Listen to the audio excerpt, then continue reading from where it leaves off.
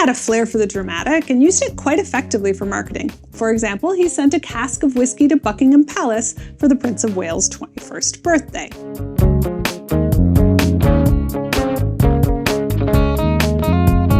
Hello and welcome to My Tiny Bottles, the project where I'm exploring my grandmother's legacy of miniature liquor bottles, one tiny bottle at a time. I'm your host, Tammy Coxon. Bottle number 44 is Long John Special Reserve, another blended Scotch whiskey from the 1970s. I am getting quite a collection of these. The Long John name comes from Long John MacDonald, described in his time as a 6'4" giant of a man and a happy Hercules. His name and whiskey have gone hand in hand for a long time, although the specifics of the whiskey marketed by that name have changed a lot. The earliest whiskey Long John was connected to was a single malt whiskey from Ben Nevis Distillery. The distillery was established in 1826, but Long John bought into it in 1830 and was responsible, along with his son Donald, for making Long John's Ben Nevis whiskey one of the most famous brands in the world. Long John had a flair for the dramatic and used it quite effectively for marketing. For example, he sent a cask of whiskey to Buckingham Palace for the Prince of Wales' 21st birthday. Unfortunately, he'd gone into debt buying into the distillery and he was never able to get out. By 1856, he was bankrupt and died soon after. That's when his son Donald stepped in and rejuvenated the business.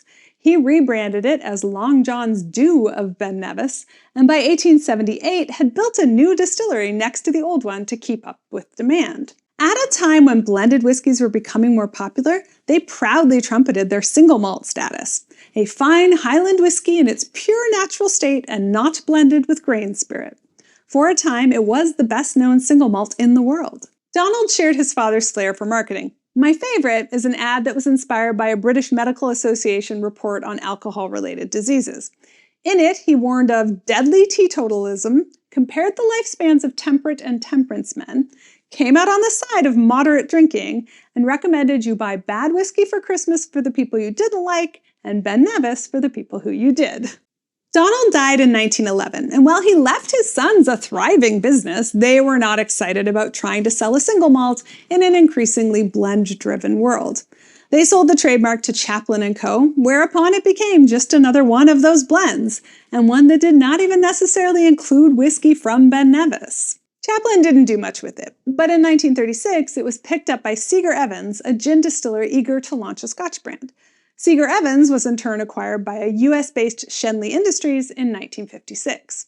If that name sounds familiar, it's because it's another one of those big four companies that dominated the world liquor market, along with our friends Seagram, Hiram Walker, and National Distillers.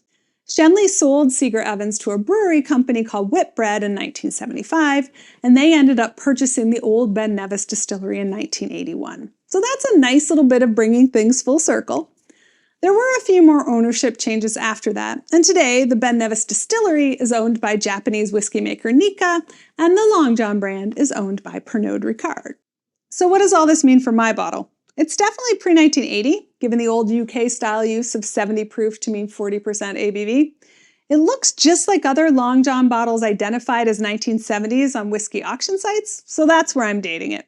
But there were a lot of different looking versions of the bottles in the 1970s, perhaps having to do with the sale or just different markets, and I haven't been able to pin it down any further. As for what I can expect from the whiskey in the bottle, we know that by 1961, the base malt of the whiskey was from the Tormore distillery in the Speyside region, built by Schenley in 1958. Given that Tormore's ownership has exactly followed Long John, I think we can safely say there will be some Tormore malt in the blend, which in the modern bottling, Pernod Ricard says will add a distinctive toasted almond sweetness. Hopefully it won't be too long until I get to find out for myself. Thanks for watching! If you enjoyed this episode, please drop a like or a comment below, and don't forget to subscribe. Check out mytinybottles.com to see the collection of vintage scotches I've amassed so far, and follow @mytinybottles on social media. Cheers!